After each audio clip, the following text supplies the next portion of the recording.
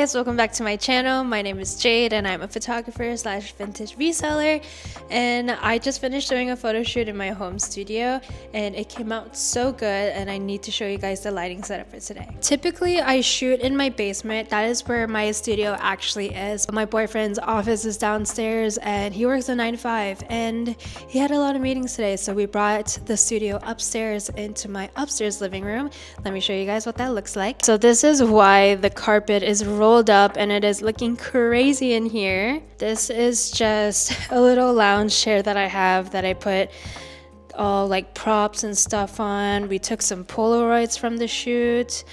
I know it's super janky, but I have my laptop on a stand because I tethered my photo shoot. Here's my camera, and of course here is the rolled up carpet that was right here, and I had just clothes that the model was wearing, and of course the lights and backdrop. Yeah, that is kind of what I was working with today. Enough of that, let's go back to the lighting breakdown from today's photo shoot. Alright, so this is what the setup was looking like for today. We used 3 lights.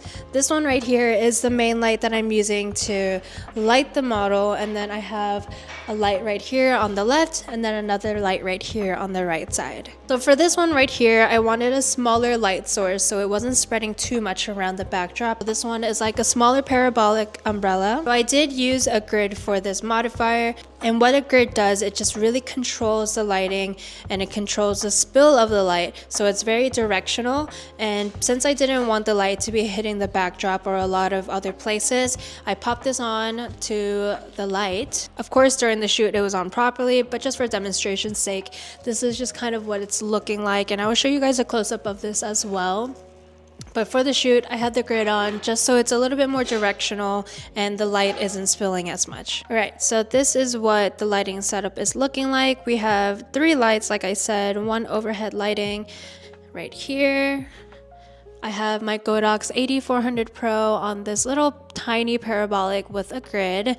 It's on a little wonky right now because I took it off and then I put it on, but I didn't feel like putting it on all the way for this. Sorry guys, but I have it on a C-stand. I have it boomed all the way up, and this was doing an overhead lighting for the model. And then my second and third light are right here. So this is the second light that I was using. It is on the left side of the model. This one is on a Godox SK402 paired with a strip box with the grid. Yet again, I used the grid so there's no spill onto the backdrop, especially since this light is close to the background. I wanted to make sure that the grid was on there so there was no spill of light. And then when we go on to the other side, we don't have a strip box for this one because I only have one.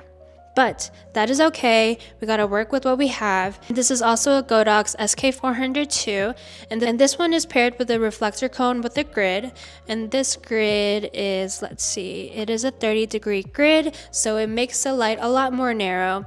So similar concept to what the grid is doing here and on the main light. It is just controlling light and lessening the spill of light as well. So for overhead lighting, I personally like to place the model kind of on the edge, the back edge of the modifier, so there's a lot more spill of light in front of the model's face and body, and there's a little bit more even lighting. And then of course the 2 lights in the back, I have the one on the reflector cone and then one on the strip. This is pointing at the model on the sides right here, and it's just giving her a nice little rim light, especially since this one is just mainly focusing on the front of her body. These lights right here will really make it pop and glow, and I'll show you guys a photo of what those 2 rim lights do.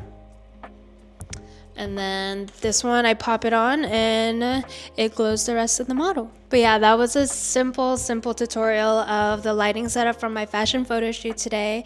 I hope you guys like it, and if you guys try it out, send me a DM or at me on Instagram at jadeddvintage, and I would love to see the work that you guys did with this lighting setup. It's super simple. Like I said, 3 lights, 1 overhead, 2 rim lights on the sides.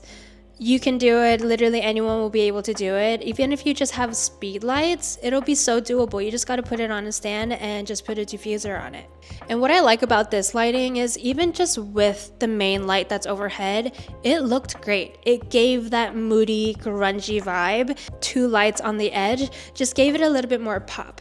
So it's really just up to you and how you want these photos to look like in the end. For me, I wanted a little bit more glow, so that's why I added 2 more lights. But in the beginning, I did take some photos with just the main light as the only light, and I loved it. I loved how more moody and dark it felt with just a glow on the model's face and like half of her body. Hope you guys like this lighting breakdown, and I hope you guys love the photos from this photo shoot. If you want to see more videos like this, then definitely give me a subscribe. Give this video a like and comment down below what more you want to see from me. And yeah, I hope you guys like this video, and I'll see you in the next one. Bye.